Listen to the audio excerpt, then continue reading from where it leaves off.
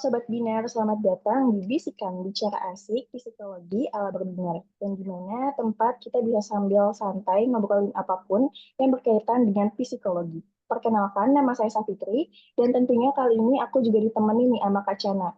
Boleh dong Kak Cana, saya hai dulu ke Sobat Binar yang ada di rumah.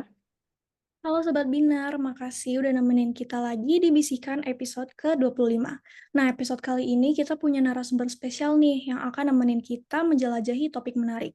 Selamat datang Pak Erwin Tri Susanto, SC MBA. Oke, selamat malam semuanya. Oke, baik. Terima kasih Kak Cana. Selamat malam Bapak Erwin. Sebelumnya aku ingin nanya nih, gimana sih kabar Bapak hari ini nih? Saya alhamdulillah hari ini baik dan kebetulan ini juga masih di kantor.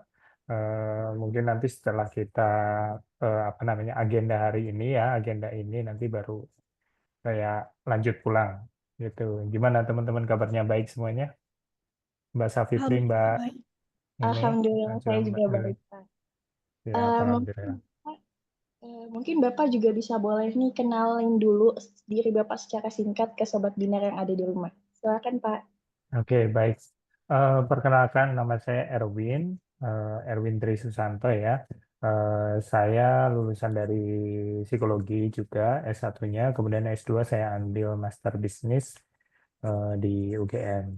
Nah, saat ini saya bekerja di salah satu BUMN karya di Indonesia dan posisi saya saat ini sebagai Head of Human Capital Department. Rasanya cukup itu ya. Gitu. Oke, baik. Terima kasih, Pak Erwin. Keren banget nih ternyata narasumber kita malam hari ini ya, Sobat Binar yang ada di rumah. Eh, oke, mungkin boleh deh kita langsung mulai aja ya Pak. Jadi pada episode kali ini kita bakal ngobrol soal sesuatu yang penting banget dalam dunia kerja tentunya. Apalagi di masa sekarang yang serba cepat dan tentunya terus berubah. Judul dari episode kali ini adalah Sudahkah kamu tumbuh dan beradaptasi di dunia kerja masa kini? Nah, benar banget Kak, karena banyak orang yang mungkin merasa udah kerja keras nih, tapi kok nggak merasa berkembang gitu. Atau mungkin sebaliknya, udah nyaman banget di tempat kerja, tapi jadi lupa bertumbuh. Nah, hari ini kita kulik bareng-bareng bersama Pak Erwin.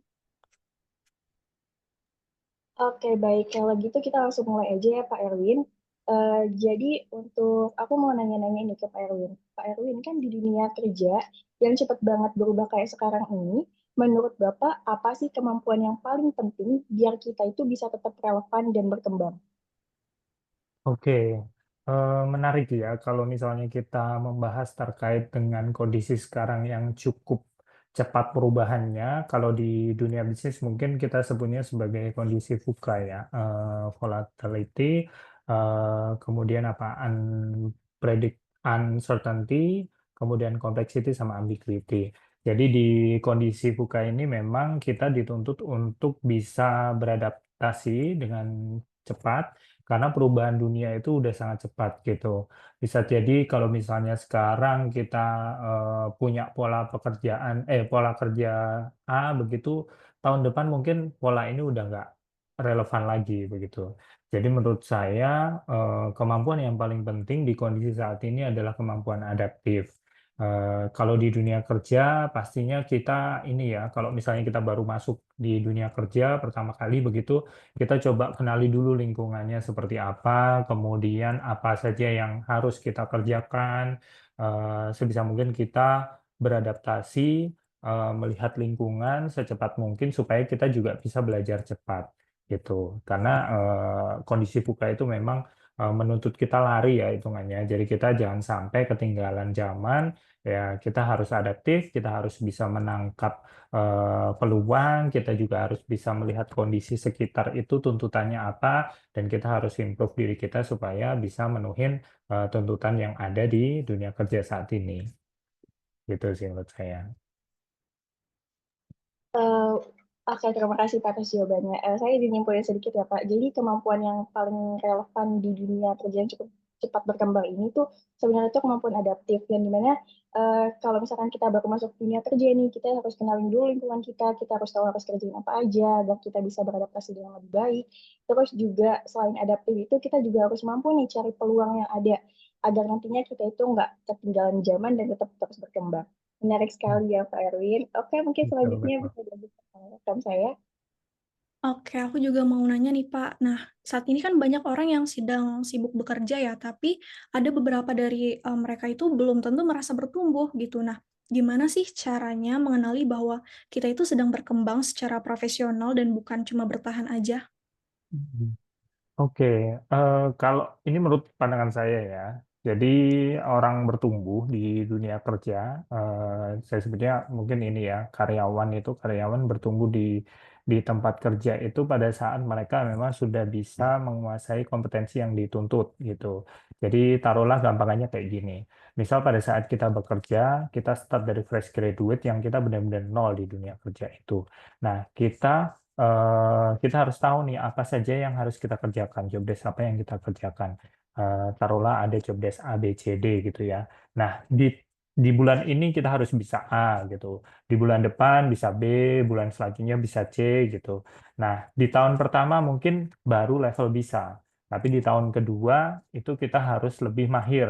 Di level ketiga udah langsung expert begitu ya. Nah, itu apa namanya? Indikator bagaimana kita berkembang di dunia kerja.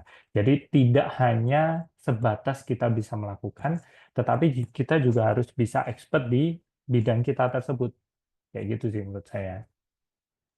Oke, ternyata cara kita tahu untuk bertumbuh secara profesional itu adalah dengan menguasai kompetensi ya, Pak. Jadi mungkin bisa secara bertahap gitu, yang dari awalnya Hmm, satu 2 3 asalkan, dengan kita bisa menguasai atau expert pada bidangnya itu kita bisa tumbuh secara profesional. Nah, mungkin bisa betul. dilanjutkan dengan rekan saya? Oke, baik. Terima kasih Kak Shana. Aku juga ingin nanya nih ke Pak Erwin. Kan kadang ada juga nih yang udah merasa nyaman banget di tempat kerja, tapi justru tuh jadi suka lupa buat upgrade diri. Hmm, Terkait hal ini, menurut Bapak tuh apakah nyaman ini selalu baik nggak sih dalam konteks karir yang ada? oke. Eh, ini pertanyaannya ini ya, apa namanya? Mungkin jawaban saya jangan digeneralisir gitu. Ini murni dari kacamata saya. Beberapa orang kan bilang jangan sampai kita itu di zona nyaman begitu. Nah, kalau saya pribadi melihat sebenarnya eh, pada saat kita berada di zona nyaman gitu, sebenarnya kita sudah bisa menguasai pekerjaan kita dan itu tidak selalu konotasinya negatif gitu. Nah, contohnya kayak gini ya. Tadi seperti contohnya misalnya kita mengerjakan A eh, saat ini mungkin belum terlalu mahir. Kemudian kita sudah nemu polanya, kita sudah bisa mengerjakan hal tersebut dengan baik, akhirnya kita nyaman tuh mengerjakan hal itu, begitu ya. Nah, sebenarnya kalau saya pribadi, kita cari nyamannya dulu gitu. Jadi pekerjaan yang memang sudah disediakan buat kita kerjakan, kita cari polanya sampai kita benar-benar nyaman mengerjakan hal itu. Namun memang jangan sampai terperangkap di apa namanya comfort zone trap ya. Jadi kalau misalnya semua pekerjaan sudah kita bisa kita lakukan dengan baik, nah, akhirnya kita nyaman dengan tersebut, terus lupa kita ya udah cukup di sini saja. Nah, jangan sampai di situ. Jadi kalau dari saya pribadi, kita buat pekerjaan itu nyaman, setelah sudah nyaman baru kita cari tantangan lain gitu. Kita coba cari hal baru, kita pelajari hal tersebut dan kita coba buat hal baru tersebut menjadi nyaman lagi gitu. Jadi saya pribadi melihat sebenarnya zona nyaman itu tidak melulu negatif, tetapi jangan sampai kita terperangkap di comfort zone trap gitu aja sih. Oke, baik. Terima kasih banyak Pak Erwin atas penjelasannya. Jadi terkait dengan zona nyaman ini tuh sebenarnya nggak bisa digeneralisasi ke setiap semua orang yang ada. Karena sebenarnya tuh kalau misalkan ada pekerjaan, sebaiknya itu kita harus cari nyaman dulu di pekerjaan ini nih, agar kita juga bisa kerjanya kan enak gitu ya Pak ya. Cuma mungkin Betul. kita mungkin nggak boleh terlalu terjebak nih sama zona nyaman itu sendiri, sampai kadang-kadang lupa upgrade diri. Kalau bisa setelah kita udah nyaman ngelakuin kerjaan yang kita punya, kita harus pinter-pinter kayak cari peluang yang ada atau harus tetap upgrade diri lah intinya agar Mhm. nggak terjebak di zona nyaman itu sendiri. Betul, betul. Sepakat. Terima kasih. Boleh dilanjutkan oleh rekan saya, silakan. Oke, Pak. Jadi, saat ini kan saya posisinya juga, sebagai seorang staf ya di perusahaan berminat ini gitu. Nah, selama bekerja beberapa bulan terakhir ini juga, kadang ada beberapa saat di mana saya tuh merasa lelah. Jadi ketika saya merasa lelah itu motivasi saya juga otomatis berkurang dan terkadang malah menghambat beberapa pekerjaan saya kayak gitu, Pak. Nah, dari pengalaman Bapak sendiri sebagai praktisi HR, ada nggak sih ciri-ciri karyawan yang secara psikologis itu mulai kehilangan semangat atau gairah kerjanya, Pak? Oke. Saya sih melihat sebenarnya kalau orang capek, kemudian orang, menemukan, titik jenuhnya, bosannya, itu sangat manusiawi ya. Karena kita, namanya manusia itu pasti dinamis gitu, ada kalanya kita di, dalam kondisi yang memang happy, mood-nya bagus, ada juga pada saat kita lagi down gitu. Dan itu sangat-sangat, manusiawi gitu. Even robot aja yang mesin mereka juga butuh waktu untuk maintenance kan gitu. Apalagi manusia gitu yang, di-push, di-pressure sana sini itu pasti, ada kalanya kita, down begitu ya. Nah menurut saya, sepengalaman saya ciri-ciri orang yang udah nggak semangat atau gairah kerjanya turun itu banyak dan ini juga tidak bisa kita katakan bahwa, orang ini semangatnya turun karena ini. Itu sangat kompleks sih, multifaktor begitu ya. Jadi ada mungkin yang biasanya itu berprestasi, kemudian tiba-tiba dia, jadi turun nih prestasinya gitu. Ada juga yang nggak pernah telat, tiba-tiba dia telat, atau mungkin dia, suka ngilang-ngilangan dari tempat kerja gitu. Nah itu sebenarnya satu indikator, mungkin dia merasa jenuh begitu. Nah sesekali it's okay gitu, sangat manusiawi kalau misalnya kita butuh waktu untuk break begitu ya.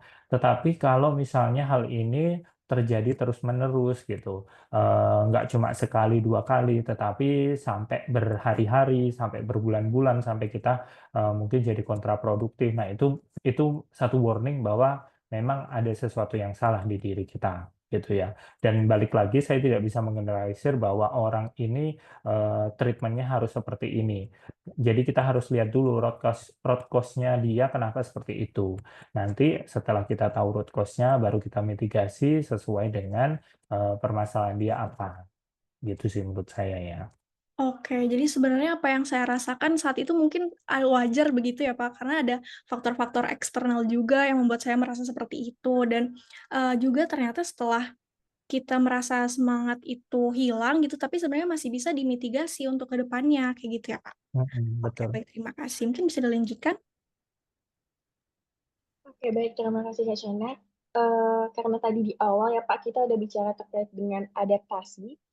Jadi aku ingin nanya nih, Pak, gimana sih menurut Bapak, apakah hal adaptasi itu bisa dibentuk dari pengalaman atau memang harus dimiliki sejak awal? Oke. Adaptif sebenarnya manusia itu secara naluriah itu kan, dibekali dengan kemampuan untuk adaptasi ya. Jadi ada juga kan statement bahwa, human is the most adaptive creatures gitu atau, manusia itu orang yang, makhluk yang paling adaptif gitu. Kita mau ditempatin di mana aja, mau ditempatin di gurun kayak mau di laut, di mana gitu, manusia itu pasti bisa beradaptasi begitu ya. Namun beda cerita pada saat kita bekerja gitu atau mungkin kita, bersosialisasi dengan orang lain. Adaptasi itu menurut saya yang paling penting adalah motivasinya dulu gitu. Ada orang yang mungkin, secara kepribadian taruhlah misalnya dia ekstrovert begitu ya, mungkin kalau kita melihat kan orang ekstrovert itu mungkin lebih mudah adaptasinya gitu untuk bersosialisasi lebih mudah gitu. Tetapi kalau dia tidak punya motivasi untuk melakukan adaptasi, ya jatuhnya susah juga gitu. Sebaliknya juga sama gitu, orang introvert mungkin kalau misalnya secara adaptasi di lingkungan, dia mungkin, nggak terlalu sesupel orang ekstrovert begitu ya.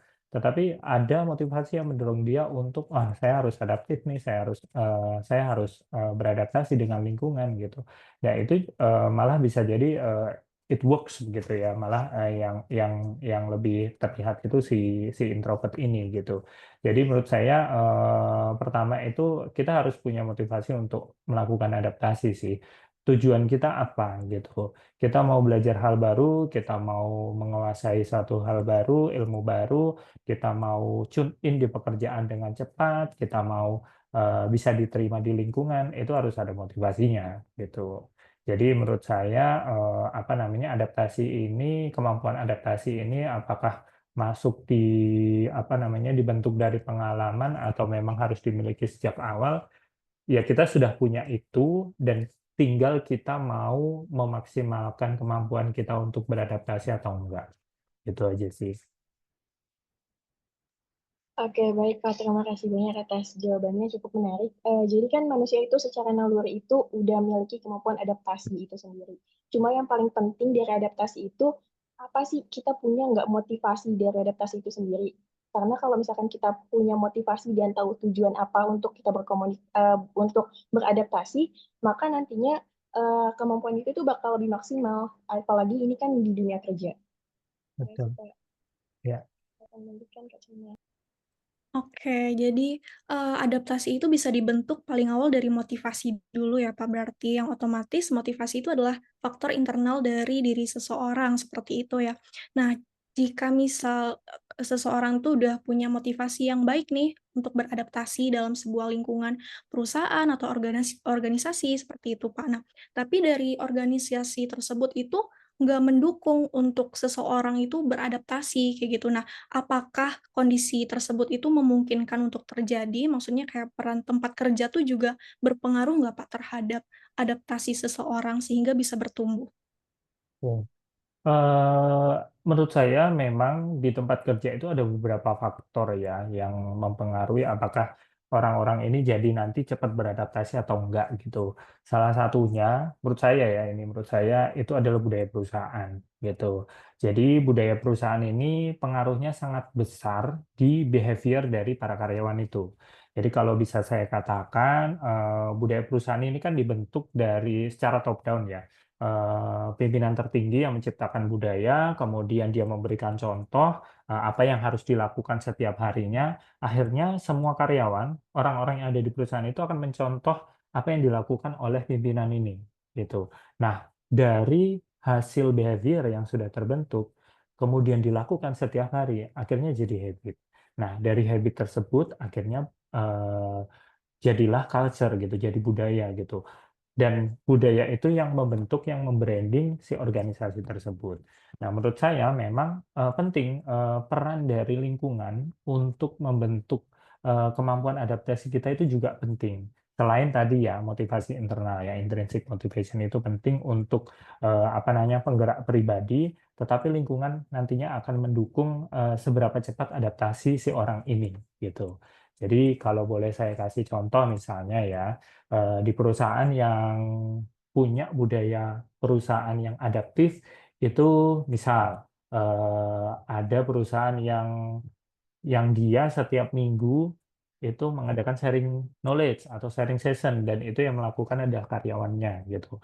Nah, akhirnya mau nggak mau karyawan ini harus belajar untuk memberikan, knowledge karena dia harus sharing gitu ya. Dituntut tuh setiap orang gitu, "Ayo, minggu ini si ini, minggu ini si ini," gitu. Mau nggak mau kan dia belajar tuh karena, orang-orang di sini melakukan hal itu gitu, sharing knowledge gitu. Ya saya mau nggak mau saya harus belajar. Saya harus, dapat knowledge baru yang bisa nanti saya sharing ke teman-teman, kayak gitu. Contoh paling gampang sih menurut saya gitu ya, Mbak Najwa. Oke, berarti, budaya perusahaan ya, Pak, itu sangat berpengaruh juga terhadap bagaimana seseorang itu beradaptasi di sebuah organisasi atau perusahaan. Nah, jika kasusnya itu seseorang tadi, itu sebenarnya emang udah memiliki motivasi yang baik nih, Pak, untuk beradaptasi gitu. Namun, budaya dari perusahaan tersebut itu nggak sejalan dengan motivasi seseorang tersebut untuk beradaptasi. Nah, apa sih, Pak, yang bakal terjadi jika, motivasi dan budaya organisasi itu nggak sejalan gitu? Oke, pertama memang yang menggerakkan behavior kita itu kan internal, motivation ya, gitu. Jadi, motivasi internal kita mau nggak mau itu yang menggerakkan kita gitu. Entah nanti di luar, lingkungan itu nggak mendukung, tetapi ada intrinsic motivation kita yang mendorong kita untuk melakukan hal itu gitu ya.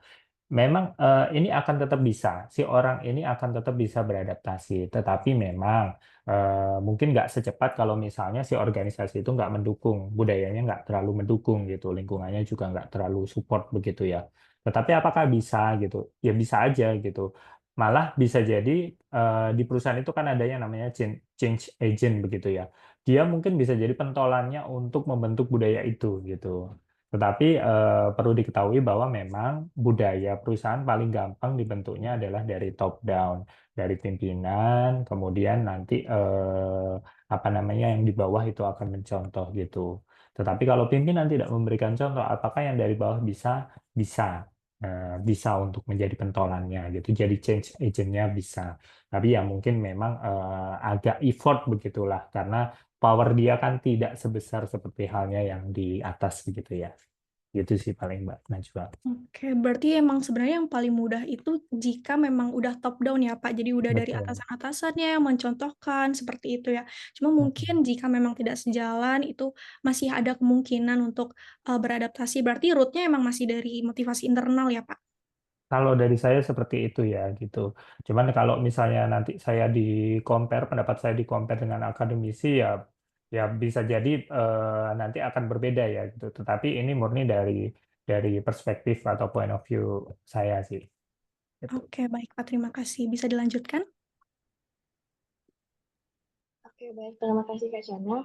Eh, saya juga mau nanya nih Pak, kan buat teman-teman yang baru mulai bekerja nih, biasanya itu kan mereka lagi sibuk-sibuknya terkait dengan adaptasi. Tapi menurut Bapak gimana sih Pak caranya biar proses adaptasi itu juga tetap membawa pertumbuhan bagi teman-teman itu sendiri? Oke. Kalau dari saya sih pribadi ya, saya melihatnya yang paling penting itu bukan yang paling penting. Salah satu yang penting adalah open mind gitu. Pada saat kita sudah open mind, kita nggak ada mental block, itu akan lebih mudah kita menyerap informasi baru, kita belajar hal baru gitu. Kalau kita udah ada mental block, itu secara nggak langsung kita udah membatasi diri kita, sudah ada barrier begitu ya, udah negatif lah hitungannya. Nah, jadi kalau kita sudah open mind, kita nggak ada mental block, kita mau belajar apapun itu akan mudah gitu. Adaptasi itu akan mudah sih gitu. Even teman-teman yang baru mulai bekerja, terima aja dulu gitu. Maksudnya nggak usah terlalu membatasi diri kita, nggak usah terlalu ada barrier. Anggap aja kita ini apa namanya nggak ngerti apa-apa gitu. Jadi kita buka diri kita, saya mau belajar hal baru, siapapun adalah guru, jadi kita coba coba datangin mereka kalau misalnya, "Oh Bapak ini bisa mengerjakan ini," ya udah saya belajar dari mereka gitu. "Oh teman saya yang ini bisa lebih hebat mengerjakannya daripada saya," ya udah saya ke sana gitu.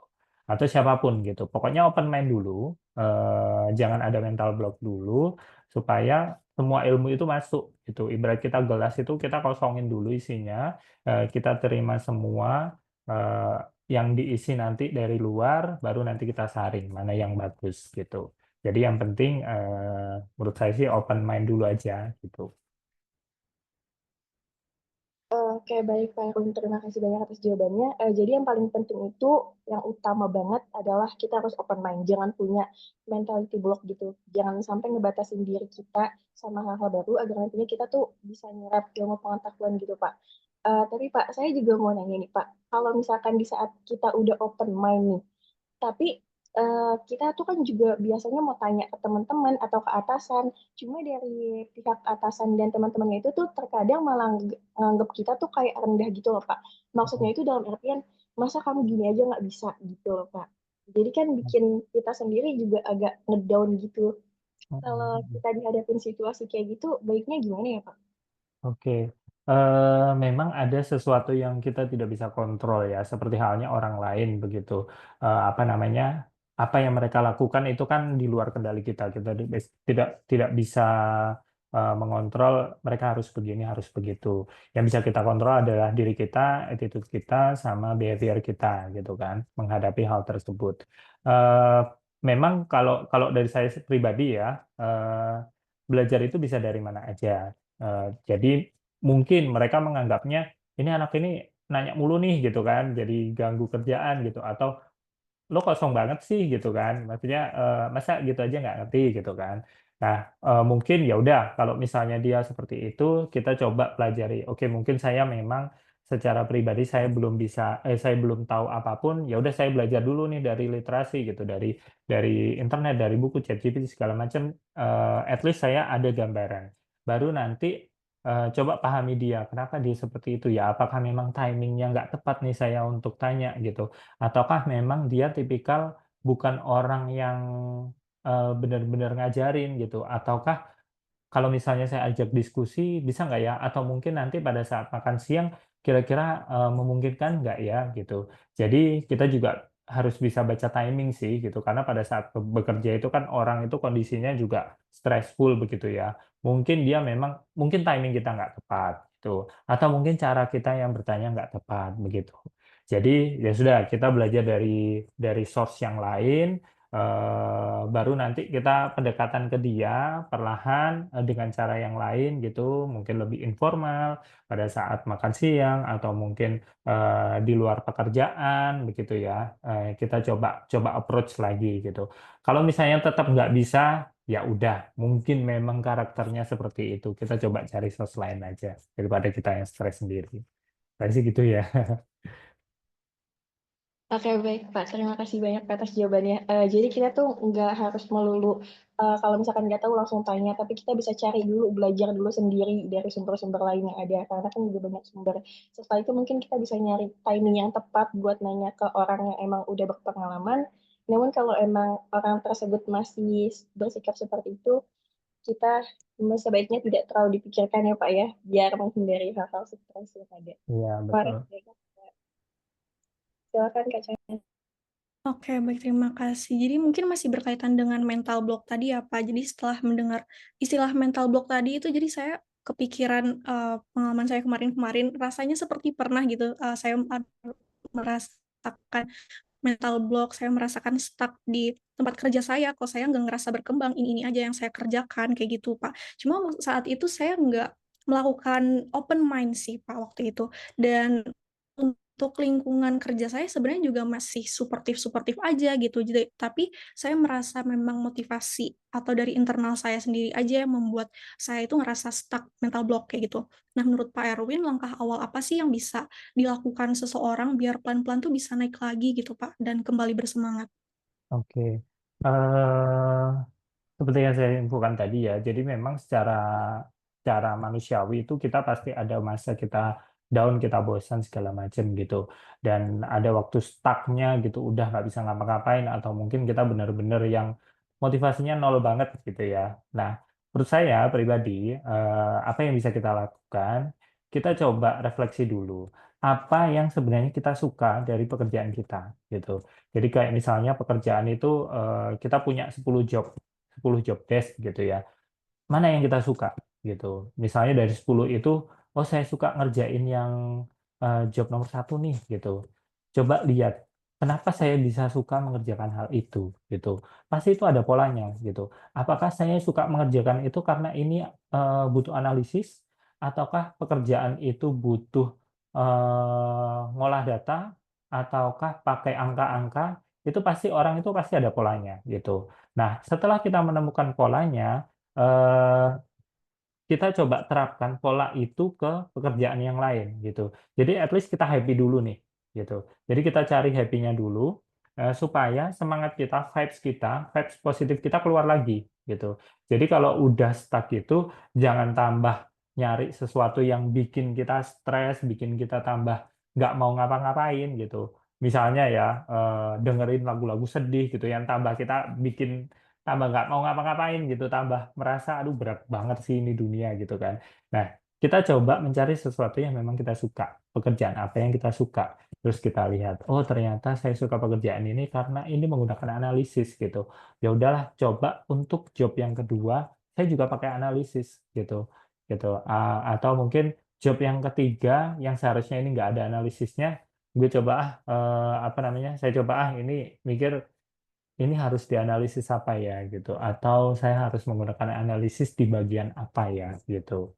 Karena itu yang kita suka gitu. Jadi, dari saya pribadi, cari apa yang kita suka supaya, semangat positif itu tumbuh lagi, setelah itu baru kita kerjakan hal-hal yang lain, supaya memang itu, vibes positif itu mempengaruhi behavior kita ke pekerjaan yang lain, jadinya kita jadi positif, begitu sih. Atau berkumpul dengan orang-orang yang positif supaya kita balik lagi ke positif. Kalau dari saya pandangannya seperti itu sih, Mbak Najwa. Oke, baik. Ternyata sebenarnya simpel ya, Pak, caranya itu kita hanya tinggal memilih apa aja sih yang kita suka dan mungkin ini juga berhubungan dengan zona nyaman tadi yang sebenarnya itu tuh hal yang positif juga gitu. Nah, mungkin bisa Mhm. dilanjutkan dengan Kak Savitri? Oke, terima kasih banyak Kak Shana. Dengan pertanyaan Kak Shana barusan, ternyata itu pertanyaan dari kita yang terakhir ya Pak ya. Gak kerasa Oke, juga nih, oke. ternyata kita juga udah ngobrol panjang lebar banget malam ini. Banyak banget insight yang bisa kita ambil dari episode bisikan kali ini. Dan juga tentunya ngerasa relate banget sama kondisi dunia kerja zaman sekarang. Sebelum benar-benar kita akhiri bisikan episode ke-25 ini Pak, mungkin dari Pak Erwin bisa memberikan closing statement buat Sobat Binar semuanya. Silakan Kak. Oke. Closing statement ya. Mungkin ini aja sih saya, apa namanya, quotes yang mungkin sudah sangat populer yang saya sampaikan, terkait dengan love what you do and do what you love gitu. Jadi kita kerjakan apa yang memang kita cintai dan kita cintai apa yang kita kerjakan gitu. Harapannya dengan kita mencintai apa yang kita kerjakan, vibes positif atau, energi positif itu bisa menyebar at least ke diri kita, syukur-syukur kita bisa memberikan energi positif ke lingkungan yang ada di sekitar kita. Dari saya itu Mbak Savitri sama Mbak Sana. Oke, itu tadi closing statement dari Pak Erwin yang benar-benar insightful. Terima kasih banyak Pak Erwin atas insight-nya. Sama-sama. Jadi, intinya itu kita nggak cukup cuma bertahan aja, tapi kita juga perlu untuk mencari hal-hal positif dari, apa yang kita sukai, apa yang kita lakukan, dan dari lingkungan sekitar kita ya, Pak. Betul, betul. Oke, sekali lagi aku mengucapkan terima kasih banyak kepada Pak Erwin. Mungkin sebelum kita benar-benar selesai, nih ada sedikit informasi buat Sobat Binar semuanya yang akan disampaikan oleh Kak Chana. Silakan Kak Chana. Oke, Sobat Binar tau nggak sih kalau berbinar itu punya banyak layanan yang bisa banget Sobat Binar cobain. Nah, kalau kamu butuh konseling, psikotes, atau mau eksplorasi lebih dalam tentang diri sendiri, Berbinar menyediakan layanan konsultasi dengan psikolog maupun konselor sebaya. Nah, selain itu ada produk baru nih, yaitu Berbinar Plus. Ini adalah layanan one package yang terdiri dari kelas daring berbasis video, konseling materi secara langsung, dan psikotes. Yuk kalau tertarik langsung aja cek Instagram Berbinar atau klik link di bio. Oke, jadi itu dia Sobat Binar. Sekali lagi terima kasih banyak kepada Pak Erwin yang sudah berbagi pengetahuan, pengalaman, serta tipsnya. Semoga bisikan episode 25 kali ini bisa kasih pandangan baru nih ke Sobat Binar yang ada di rumah tentang bagaimana kita bisa bertumbuh dan beradaptasi di dunia kerja. Jangan lupa untuk share episode ini ke teman-teman kamu dan stay tune terus di Bisikan karena kita bakal balik lagi dengan topik-topik psikologi menarik lainnya. Sampai ketemu lagi Sobat Binar. Dah. Dah.